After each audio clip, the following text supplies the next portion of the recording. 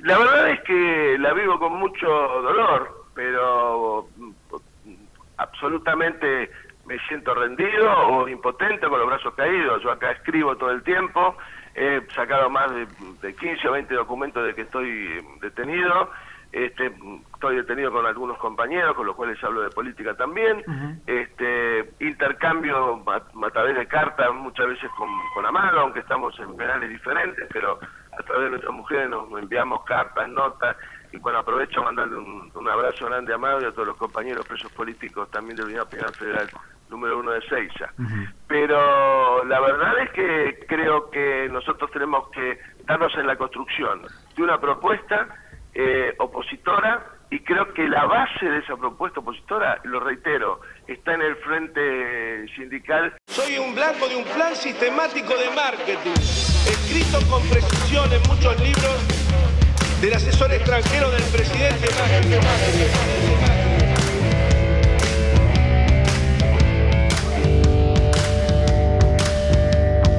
Como un mensaje en una botella estoy escribiendo esta canción para que la escuche todo el mundo y sepan lo que pasa en mi nación. Hicieron promesas y les creyeron, dijeron cosas que nunca cumplieron. Pobreza cero y nada de ajuste, fueron mentiras que nos dijeron. Buscan destruirme en lo personal, y eso no lo van a lograr con ataques arteros sobre mis acciones como ministro. Como el trofeo de su crueldad, les conviene que estés encerrado. Tanto veneno los va a salpicar y entre ellos se van a matar. Qué fácil como nadie presentarte como arrepentido. Solo hay una condición, es que ellos escriban la declaración.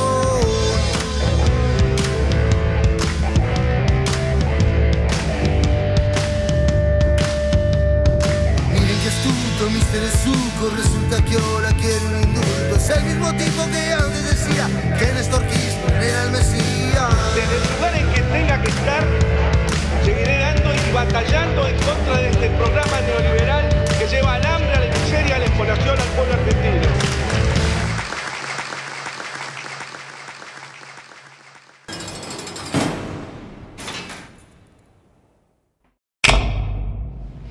Un preso político es una persona a la que se mantiene en la cárcel o detenida de otro modo.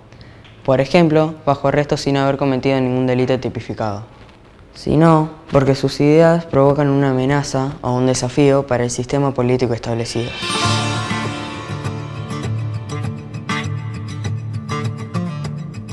Sí, yo lo he hablado con Cristina y ella me ha manifestado que Julio tiene que estar en libertad y por supuesto que tenemos que realizar todas las tareas posibles para que eso se pueda dar tanto en el plano institucional como en el de la acción política.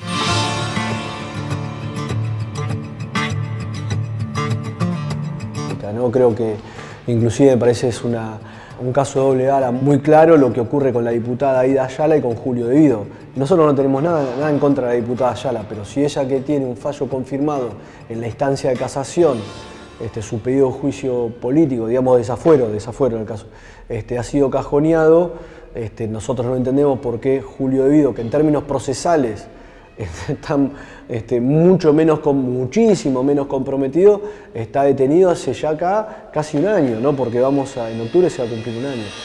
Se trata de un juez que llegó en épocas donde los jueces se elegían a dedo y totalmente influido por las decisiones del Poder Ejecutivo en el peor momento de la consolidación de la justicia penal, ¿no? Ese es Bonadío, que hoy se pretende que sea el líder de la lucha anticorrupción, una cosa ya vergonzosa. Y con respecto, es impresionante, con respecto a la selección de jueces, a la elección de jueces, que debería ser por sorteo, bueno, en la justicia federal, hecha la ley, hecha la trampa, digamos, el sistema informático de selección de jueces permite un manipuleo en la selección y permite lo que se llama el forum shopping, es decir, elegir el juez que va a tocar. Y esto es porque, en verdad, el sistema hace algo que tiene cierta racionalidad, y es adjudicar cada caso al juzgado que tenga menor puntaje acumulado de asuntos. Cada asunto, cada caso que le toca a un juzgado implica un puntaje de peso, de pesaje de esa causa. Entonces, claro, uno al momento de adjudicar un nuevo caso sabe qué juzgado, el sistema sabe, y quienes manipulan el sistema pueden saberlo también, qué juzgado es el que tiene menos puntaje. Con lo cual, con solo esperar a introducir el caso al sorteo, en el momento que el juez que me interese aparezca con menor puntaje, yo ya tengo asegurado que ese caso al cual voy a sortear va a tocar en el juez que quiero. Esto es lo que ha pasado, y hoy está siendo investigado esto, porque esto es un delito, digamos, ¿no? Esto está siendo investigado en una causa también, pero claro, ¿quién investiga esto? La Justicia Federal.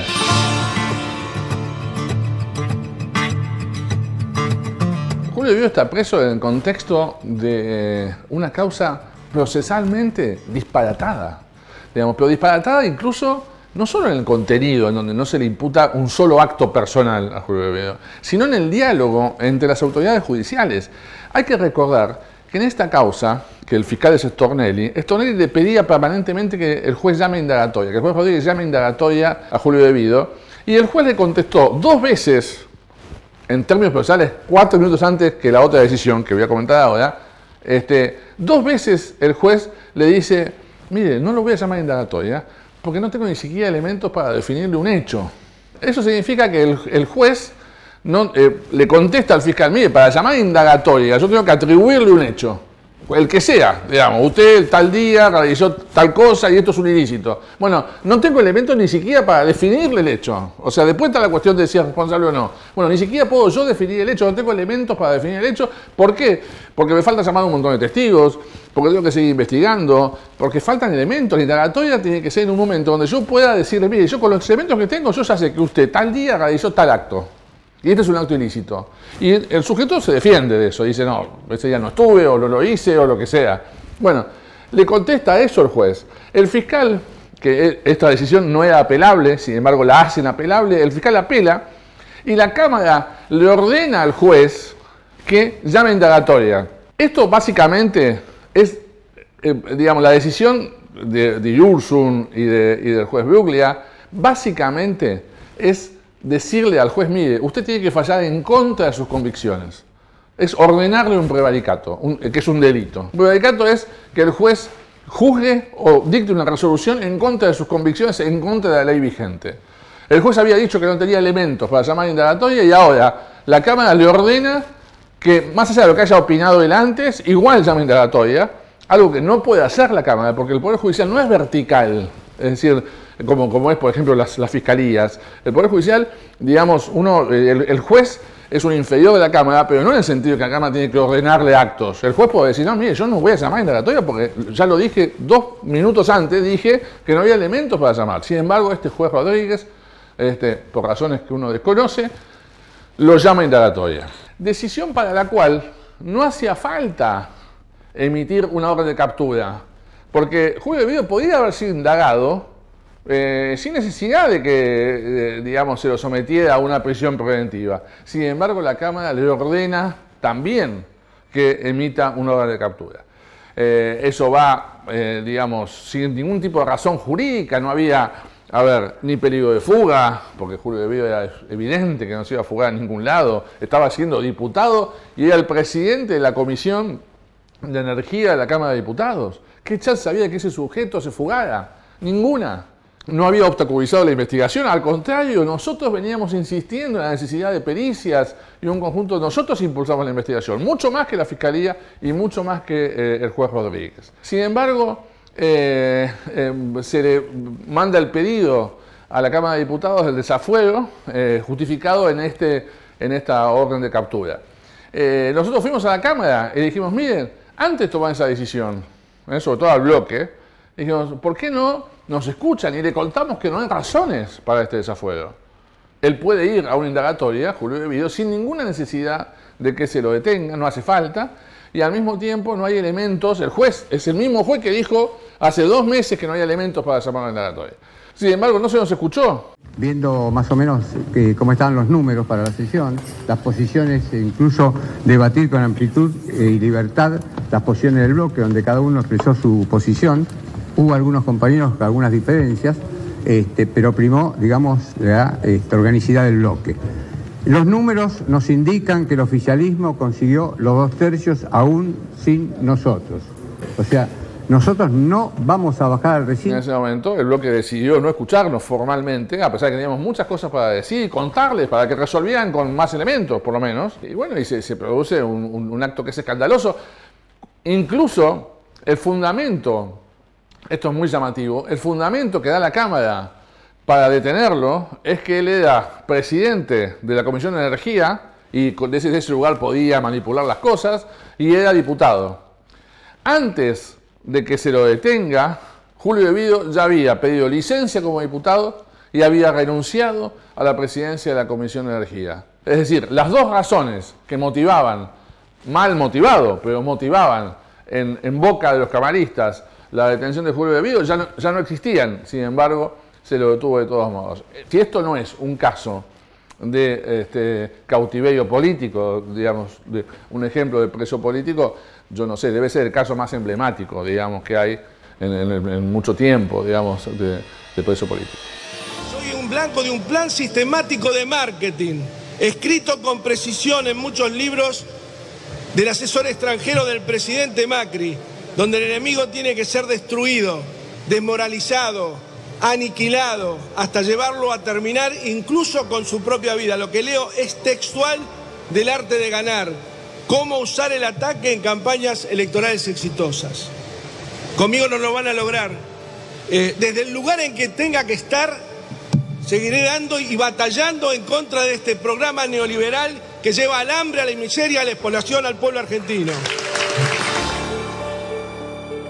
Han generado tanta estigmatización sobre Cristina, sobre Néstor, ¿no? Tantas barbaridades, que siempre queda alguna reminiscencia, algún resabio. Por eso creo que hay que animarse a enfrentar esas situaciones, a afrontarlas y a analizar si evidentemente hay algo de realidad o es todo mentira, ¿no? Creo que es algo que hay que desasnar en el conjunto del pueblo y en el conjunto de la militancia, porque muchas veces estos prejuicios inclusive están en la misma militancia y es algo que hay que trabajar profundamente, porque naturalmente a quien, como yo te decía antes, se encabezó una política tan disruptiva, ¿no? Y tan trágica para la oligarquía como puede ser un Ministerio de Planificación Federal que insumía tantos recursos que la oligarquía y el poder transnacional, el poder económico, interpretan que son para ellos. Entonces, todas las políticas que encabezó Julio, que tenían que ver con la redistribución, no están en la lógica económica que pueden tener los sectores concentrados del poder. Los sectores concentrados del poder,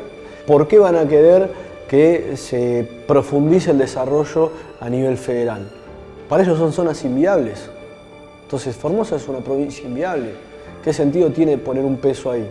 Y naturalmente que desde la lógica del mercado, desde el mercado en términos concretos, digamos, quizás no tenga sentido, pero desde una mirada nacional y popular de la vida, por supuesto que es una obligación dar cuenta de todo ese tipo de situaciones y de postergaciones de tantos años.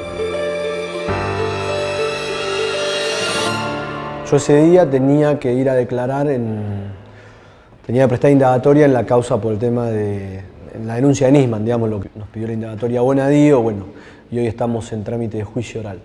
Me parece que cuando se da un atropello hay que oponerse, y creo que la intención nuestra es esa. Si la idea es echar, como puso Clarín hoy, a un diputado, o van a empezar a echar a los diputados que no les gusta al presidente, vamos a una Argentina complicada. Yo fui a la indagatoria, nosotros habíamos tenido una discusión respecto de, por supuesto, bajar al recinto a defender a Julio y demás, que era lo que habíamos hecho en anteriores pedidos de desafuero. En paralelo a que yo estaba en la indagatoria, se hacía la reunión del bloque. Yo salí de la indagatoria pensando que seguíamos con esa línea y se me acercó un compañero que tenía información de la reunión del bloque. Yo estaba en la indagatoria sin celular, sin nada, y me advirtió, mirá, me dice, no fue lo que se definió en el bloque.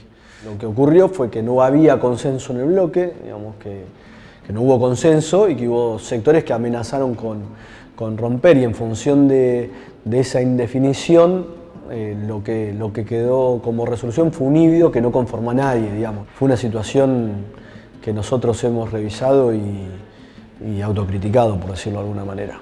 Ese plan de destrucción con el que nos persiguen y me persiguen, sería de mucha vanidad pensar que está solo articulado en mi contra. Lo está circunstancialmente porque soy quien por más tiempo y desde antes he acompañado a Néstor Kirchner. y al proyecto político al que pertenezco. Un modelo nacional que está en las antípodas de este modelo liberal, conservador, expoliador de todas las libertades y genocida de todos los derechos de los argentinos. Buscan destituirme y destruirme en lo personal, y eso no lo van a lograr con ataques certeros sobre mis acciones como ministro.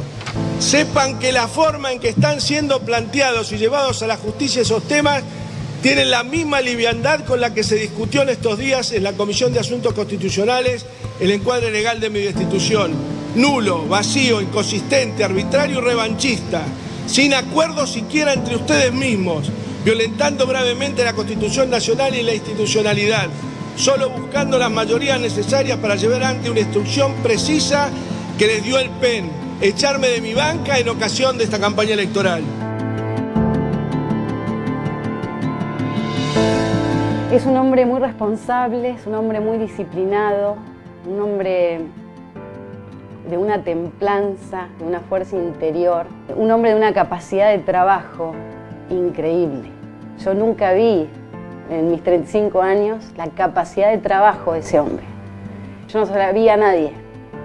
Y frente a la adversidad, que toda esta situación que está viviendo, provocada por las irregularidades, ¿no?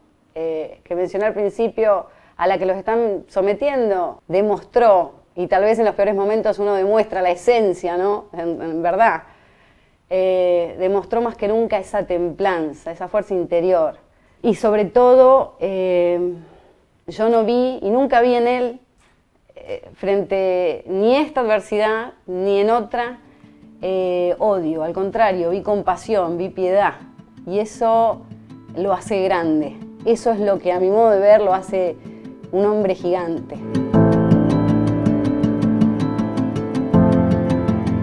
En el caso de Julio De Vido, me parece que tenemos que reflexionar en la necesidad de dar un paso por sobre la justicia argentina. La justicia argentina está pasando un momento que conocemos todos. Permanentemente recibimos decisiones que nos desilusionan. Entonces, lo que yo quisiera hoy hacer un ejercicio que habitualmente hacemos con esta dinámica, que es pensar en garantías del sistema internacional, regional de protección de derechos humanos y pensar en los casos a los cuales está sometido Julio De Vido y ver la vinculación entre estas garantías y los casos y el modo en que en estos casos se violentan las garantías, que es una cosa que vamos viendo de modo cotidiano, ¿no? Yo quisiera escuchar de ustedes qué garantías del sistema, ¿sí? Tienen la importancia de poder darnos respuestas sobre estas violaciones.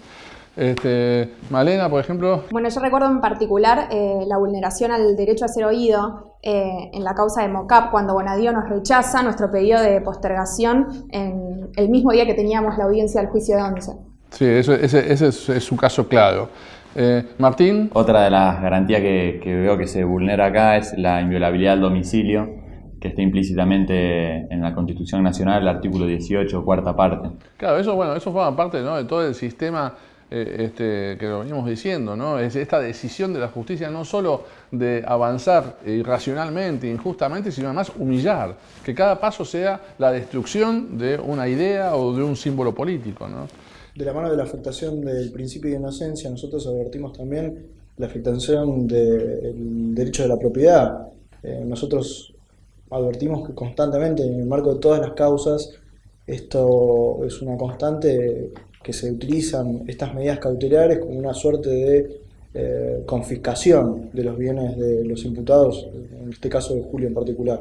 Es cierto, uno normalmente no piensa en el derecho de propiedad porque, claro, al lado de la libertad ambulatoria, pero también vemos esto, digamos, de que se llevan bienes sin ningún tipo de decisión de condena que justifique esa decisión, ¿no? Un poco siguiendo con lo que habían dicho los chicos, ineludiblemente lo que se ve violentado acá es tanto el principio de legalidad concadenado con el principio de culpabilidad.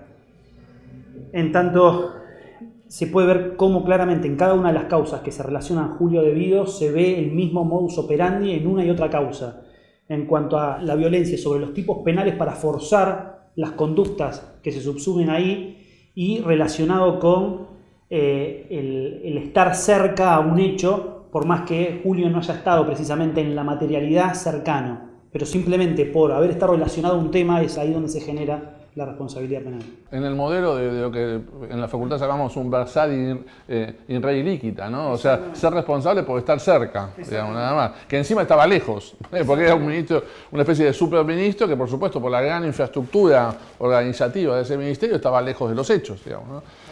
Sol. Bueno, yo había pensado que recientemente nos rechazaron el recurso de excarcelación de Julio sin darle tratamiento y que eso claramente es una violación a las garantías contenidas en la Convención Americana de Derechos Humanos, en particular del artículo 25, que es el de protección judicial, que asegura el derecho al recurso al imputado, y acá nos lo están negando. Yo, Maxi, lo que creo es que se ha vulnerado de manera espantosa el principio de inocencia, porque no se se restringió la libertad de una persona sin que se den los presupuestos excepcionales que la podrían legitimar en nuestro ámbito del derecho interno. Las resoluciones de mérito que son dictadas amplían muchas veces o modifican todos los hechos que le fueron imputados en un principio en la acusación por no poder haber sido probados, violentando el principio de congruencia que se desprende del derecho de defensa en juicio. No sé ustedes, pero yo estoy escandalizado. Pocas veces se nos da que en una sola persona se manifiesta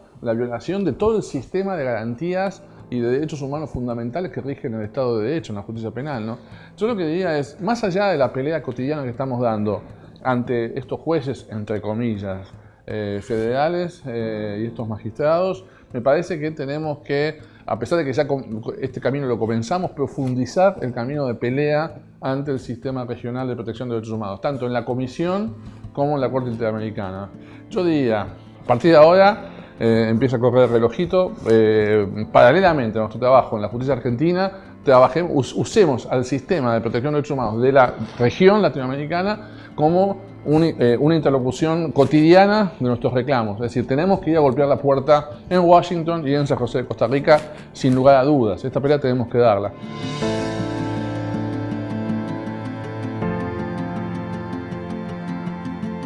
Primero, desde el punto de vista político, si querés, mucho dolor por la democracia argentina, porque era la primera vez en democracia que un diputado estaba preso. O sea, acá hay un diputado en ejercicio de su mandato preso. Esto es lo primero que no debemos saltearnos. Y segundo, me parece que debió haberse dado una confrontación política mucho mayor. Que probablemente se dé ahora porque evidentemente estamos en otro escenario, donde esto ya está todo mucho más desplegado. Pero me parece que eso era una cosa muy doloroso por la democracia, porque es un diputado preso en ejercicio de su mandato, y me parece que también era doloroso porque estaban atacando uno de los núcleos del gobierno. Y es muy difícil legitimar un gobierno cuando te dan de ese modo, y me parece que es uno de los hechos más importantes de nuestro gobierno. Digo, porque se habla del ARSAT, se habla del INVAP, se habla de Atucha, se habla de Aerolíneas, se habla de la recuperación de YPF, se habla de Vaca Muerta, el Correo. Mirá vos, el Correo, Aguas Argentinas. Digo, todo eso es debido. Es decir, no se puede escindir el personaje de las políticas. Y me parece primero que es un escenario de fragmentación y de destrucción de la democracia y de esbozo de un modelo represivo para implementar estas políticas, que no necesariamente tienen las mismas características sangrientas de lo ocurrido en los 70, pero que tiene características de cercenamiento de los espacios democráticos y de pérdida de autonomía. Y como militante, mucha incertidumbre, mucha necesidad de recomposición de un movimiento popular que enfrente esto.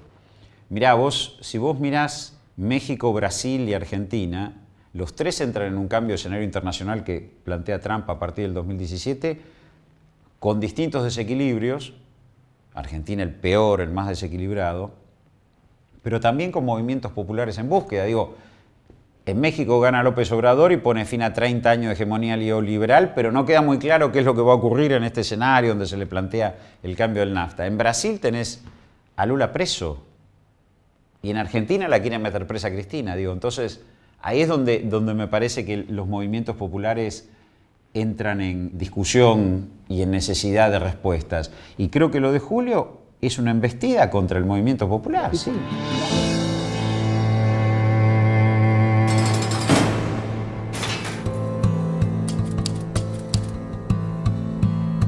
¿Vamos a comparar la calidad intelectual de Néstor Kirchner con Mauricio Macri? No da, ¿no? Vamos a comparar la calidad intelectual, la lectura, la forma de expresarse o de expresarte a vos un pensamiento de Cristina Fernández con Mauricio Macri. No. Entonces, a ver, había que crear un gran relato. Ese gran relato fue la corrupción. Todo proceso de transformación revolucionaria, como experiencia nacional y popular en los países de América Latina y más en la Argentina, tienen al movimiento obrero, a la clase trabajadora como su columna vertebral, como la médula de ese proceso de transformación. De la misma manera, el Ministerio de Planificación fue la columna vertebral del proceso de transformación revolucionaria entre 2013 y 2015. Era impensado primero tener nuestras casas propias acá dentro del barrio, casas que sean lindas. Mucho más impensado era de que en algún momento venga a visitarlo el presidente.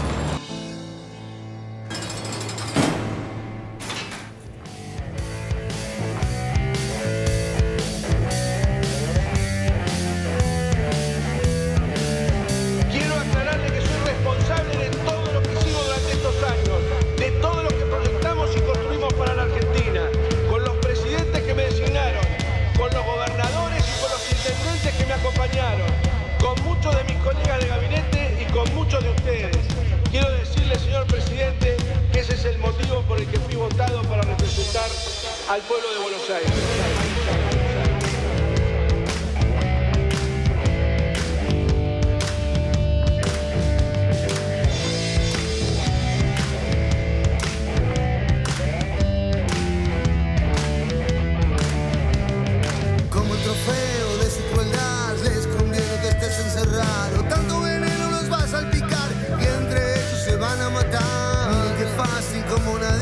Presentarte como arrepentido. Solo hay una condición, es que ellos escriban la declaración.